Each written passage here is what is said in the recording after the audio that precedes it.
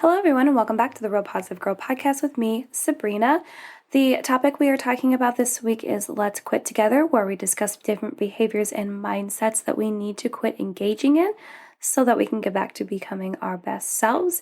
And today's episode, to close out this topic, is quit sacrificing sleep.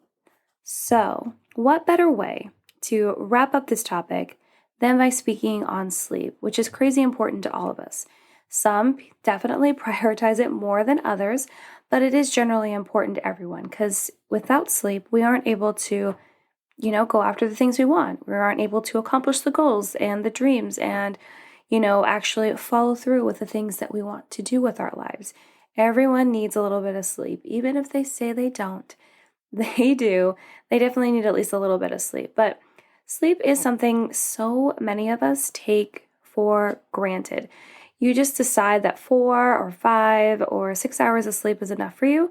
But what really happens is you continue to live in that reality. You continue to tell yourself that you only need 4, 5, 6 hours of sleep. And what happens is you actually start getting less and less sleep and feel like you're never going to recover because you keep telling yourself that you can inch a little bit closer to having a little bit less sleep because you keep pushing yourself to do more and more on that amount of sleep.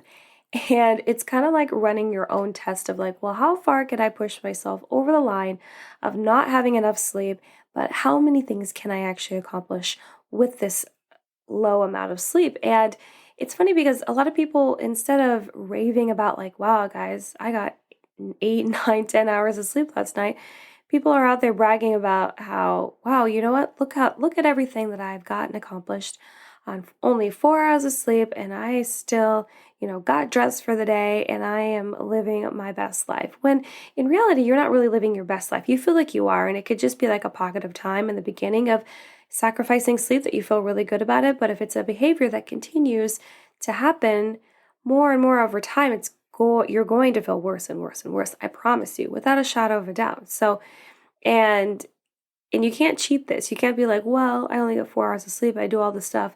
But, like you do slip a nap in there or somewhere. Like that doesn't count, right? You can't say that because you're still trying to get that sleep when you could have just gotten it all in one bulk time overnight. Get that 7, 8 hours of sleep, whatever is best for you, what is actually best for you. And have a better day, feel more energized, feel more ready to take on the day. So, and I know sleep is something that is on the bottom of some of your list sometimes. It's just not important. It's just not really important to you because you feel like all the things you are doing in place of sleep, instead of sleeping, are more important. You're prioritizing all these other things above sleep. But you may feel like this way because you can't remember how it felt to have a full night of sleep, right? You may have forgotten how much better you feel during the day when you have slept more than 5 hours and really aren't feeling unbelievably exhausted by the end of the day.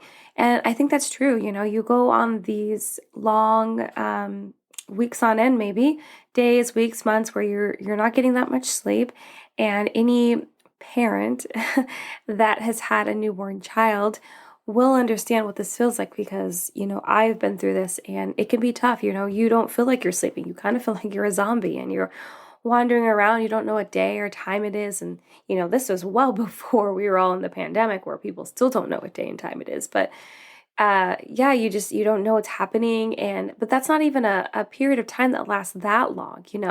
It's gonna last for like a month or two at the most. And then you're gonna get, hopefully, Lord willing, you're going to get into a routine and it's going to be okay.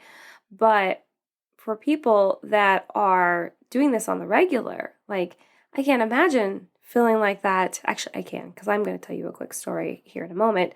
But I can't imagine like doing that forever and wanting to do that forever. Like the idea of actually wanting to do that for a long period of time.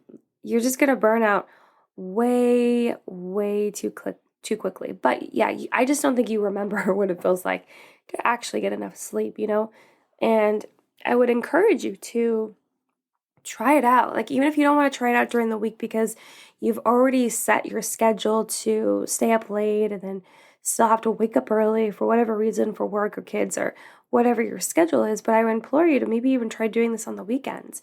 And you're like, no, the weekends I need to stay up even later and get even less sleep, which doesn't make sense to me. But I mean, it kind of does, but it doesn't. But try this on the weekend. Like try sleeping 7 or 8 hours and see how you feel the next day, and do that for 2 of the weekend days, and then see if you really do want to go back to that treacherous schedule of not getting enough hours of sleep during the week, because I just think that you would perform so much better. But let's go over the obvious reasons. I know many of you are going to be like, yeah, this is so obvious. Well, I have to tell you, because some people don't think it's obvious, or they still think it's obvious, yet they are still not getting enough sleep. But yeah, let's go over the obvious reasons why sacrificing sleep isn't a great option. So, there's always moodiness, irritation, and sometimes lack of clarity, when you don't know what's happening and you can't quite understand, track your thoughts together or get them together to tell someone something. Those things are definitely pretty general. And there is also concern for high blood pressure, weakened immune system, weight gain, depression, and so many other things. There's a long list of concerning things that could happen to you due to lack of sleep. But there generally will always be moodiness, irritation, and having a foggy mind. You could also call it that. Lack of clarity, foggy mind, same difference. So, and I know from experience that lack of sleep is terrible on your body. Terrible, terrible. And I never, as a kid and, as an adolescent and when I went to college, yeah, I would stay up late. We'd stay up to 1 or 2, sometimes 3 or 4, depending on what it was, and study or play games or hang out or whatever, right? But that didn't happen all the time, I will say. I actually had a lot of friends that like to go to bed on time or early, which was funny. But it wouldn't happen all the time. And then when I left college, it definitely didn't happen because I had a job where I had to be at work at 4:30 in the morning. I worked at Starbucks when I was in college. And then, even as I progressed even more into my adult life, my husband definitely likes to stay up very late and then usually has to get up early for work. And so he kind of lives this, but he knows that it's tough. And so he makes up the sleep in different ways. But me, I was just like, no, I definitely like sleep, but I know from experience how terrible sleep is. So, and I'm still living with the repercussions of not getting enough sleep. So I got so sick from working a night shift job. So I worked night shift at a hospital, and it's funny because I loved the job. The job was great. I did bed planning at a Trauma One hospital, and overnight, I think it was Thursday, Friday, Saturday shift. Because the shift for the other person during the week, it was in a different office, but on the weekend and during nights for bed planning, it was run by the what do we call ourselves? Patient access team. So basically, we would interview patients and get all their demographic information and help them get to where they're going. But during night shift, so during the day, you would go to a little fancy office and do that. But during the night, all of that existed in the emergency department. So I would be checking patients in to the ED as well as bed planning. So bed planning is basically being in charge generally of where all the patients will go in the hospital. So, if someone comes into the ED and they have to be admitted, you have to find the appropriate bed for them in the appropriate department. Or, since it was a Trauma One hospital, you'd have patients being driven in or flown in and being transferred to that hospital. So you have to see if you actually have a bed for them, if there's actually enough staff to take on another patient, and trying to figure it all out. It was kind of like playing a game of Tetris, and I enjoyed it immensely. And it was too bad that the person that did that during the day shift was a long hauler, someone that's been doing it for years. They'll never give up their job. They were set there for forever, and that was fine. Kudos to them. But I did it for a while because it was fun. It was a lot of responsibility, and there were plenty of times where it was frustrating, but there were plenty of times where it was so great, and I loved it. So anyway, just an insight to my life. I did that for a while, but the unfortunate part about that was that I got so sick from it, from working that night shift, because I would work the night shift and then I would come home and I would nap for about 90 minutes. And then I would have to get up to take my kid to school because my husband had to go to work, or he was um, going to work at the same time. And it didn't really make sense for him to have to take her. That really wasn't going to work out. And so then I would take her to school and then I would still go work for 2 hours. And I would do a different job because I used to own a house cleaning company. And so there would be one person's house, or, well, yeah, there's usually like one house or maybe two houses that I would go and I would clean. So maybe 2 hours, maybe 4 hours, just depends on what day it is. And then I would rush home to sleep until it was time to pick up my kid from school. And then I would come home and nap a little bit more and then wake up and try to do mom stuff, wife stuff, whatever. And then I would go to work, you know? And this happened for months over months over months. And it was terrible, as you can imagine. It was so much. But there were even times where I would actually work extra because I was saving up money for different things and trying to provide for my family. And if any of you have worked in a job where you get per diem, I got per diem because I worked a night shift. You get paid more to work at night, especially in like a hospital job like that. So anyway, it was worth it to me, but then in hindsight, it definitely wasn't, because it was the worst thing for my body, for sure. For sure. It contributed to me actually developing an autoimmune disease. That's how bad it was. I'm not kidding. It was really bad. And it was tough. And I'm still dealing with that today. And there's definitely regret there. But also, I don't regret it too much because it gave me a lot of experience and I learned a lot. And and help my family. I was able to contribute to paying the bills and all that stuff. So that is just my experience with sacrificing sleep outside of just normal adolescent, college life behavior, outside of like having a child and dealing with that in the first couple months. It's just not fun, but it's just a prime example of how it can actually affect you long term.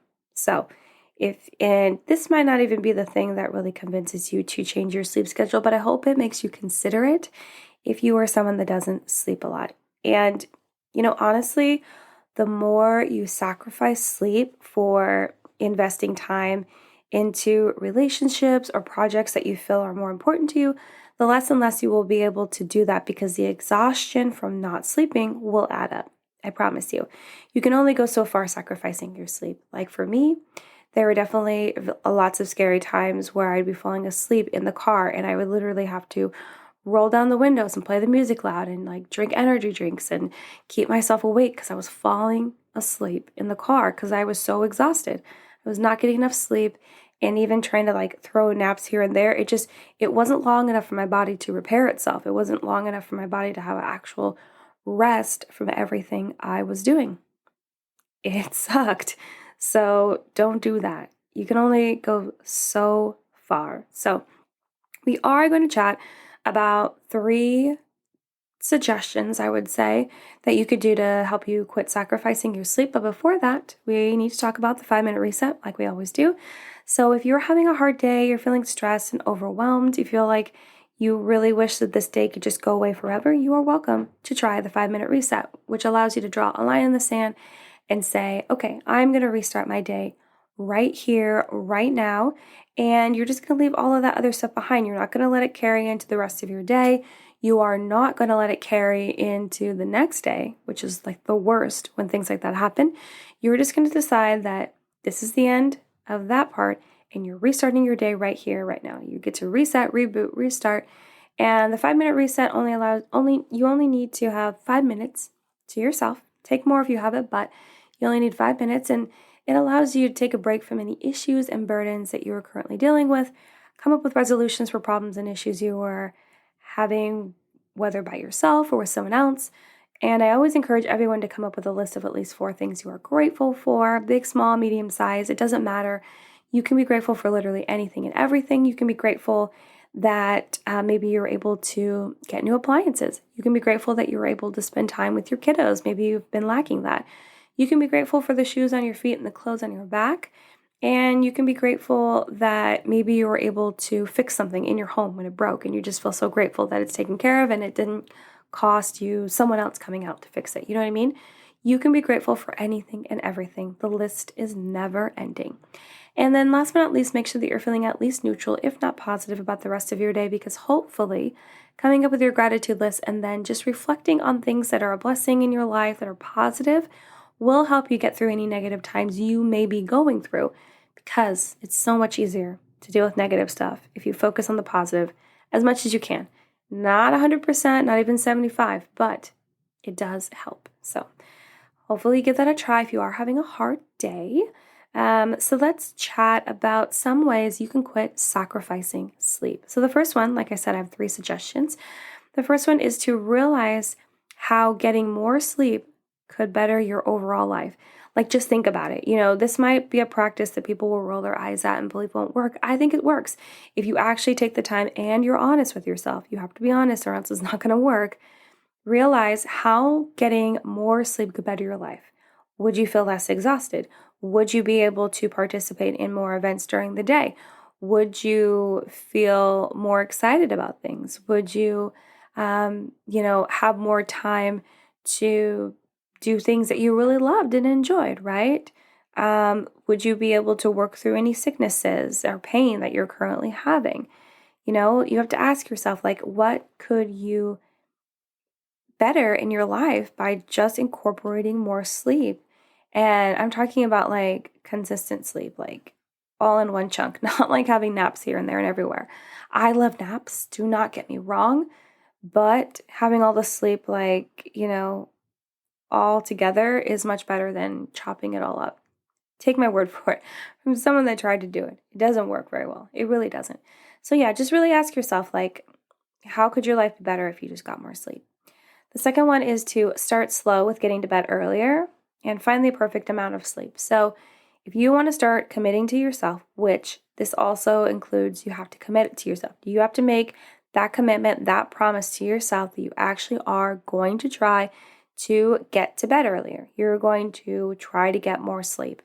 So whatever that looks like, you start slow. So even if it's just like a half an hour or an hour earlier than you normally would, and then as you go through adding more and more sleep into your sleep schedule, then you're able to find the perfect amount of sleep for you. So I'm not saying that necessarily every single person in the world will only thrive off of 8 or 9 hours of sleep, although that sounds glorious. I got to figure that out for my own self. I did tell the story about how that didn't work for me and I kind of learned my lesson. However, I still feel like I stay up later than I should because I kind of sometimes get caught up in the FOMO, and also I procrastinate a little bit. So I wait a little bit late before I need to do things. And it's things that I'm working on. I just want to be transparent with you guys that I am also struggling as well, but it's something that we can all work on, just so you know. So anyway, but yeah, I'm not saying that 8 or 9 hours is like the perfect thing for everyone. I feel like 7 could definitely be reasonable.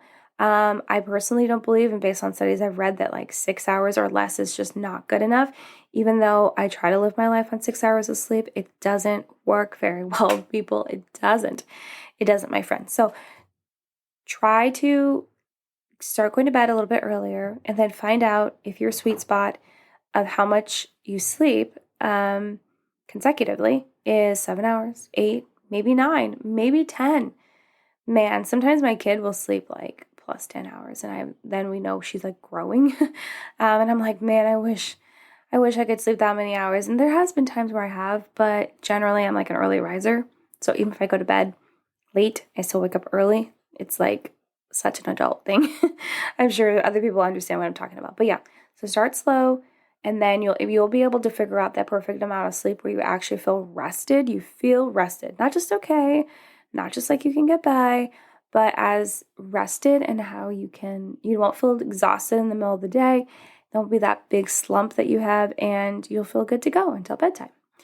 And the third and last suggestion I have for you is to find other pockets of time for personal time. So I know a lot of us probably will sacrifice sleep to incorporate, especially moms and dads, to incorporate more personal time.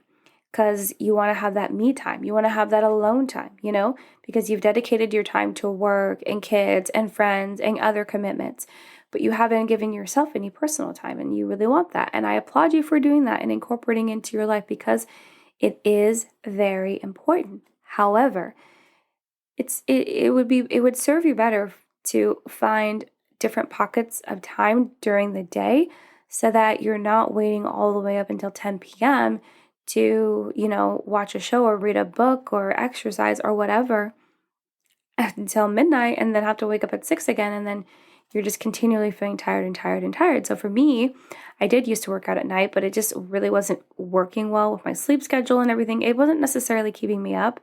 It was just more of like getting in the way of me coming home and eating dinner, and then, going to try to spend time with my husband and then go to bed, right?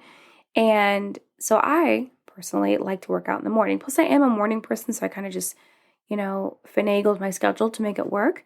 But then other things you can do is, like, if you like to watch your show, well, is there another part in the day where you can watch your show? And then is there another part in the day where you like to read a book or you like to go on a walk? Is there another part in the day where you like to play video games or do whatever you want to do? I would just encourage you to try to find it that way. And I understand it can feel like it's more fun if it's consecutive time, like 2 hours at the end of your day.